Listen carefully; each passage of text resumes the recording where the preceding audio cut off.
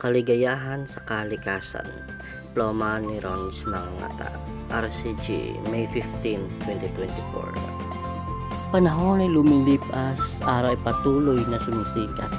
Segundo'y patuloy lumalakad, tayo rin ay magpatuloy sa pag-usad.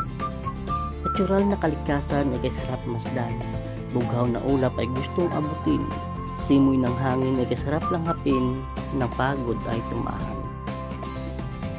Kalikasan nagpupuna kung sakaling may balakid. Kalikasan ang bumubuhay sa mga pusong sugatan. Kalikasan nagbibigay sigla sa tuwing tayo'y mahina. Kalikasan ang tanging dahilan ng mabuting samahan. Bagong oras na naman, bagong panahon at bagong kaligayahan. Bagong pag-ibig na may masayang samahan. Bagong memorya kasama ang mga mahal sa buhay. Natural na kalikasan ay nakakawala ng problema. Sa isipay nagiging maligaya dahil rin sa mga kasama.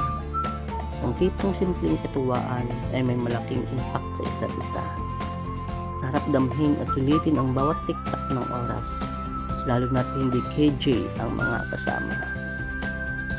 Wala nang ibang iniisip kundi ang makabuo ng bagong istorya na dadalhin sa pagtanda. Minsan din na namamalayan na pahaba ang oras na inilaan dahil sa kalikasang nakakamanghat nagbibigay ng tunay na kagalakan.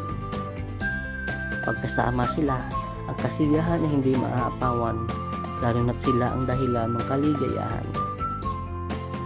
Pagkasama sila, lungkot ko'y limot ko na. Tunay na kasiyahang samahan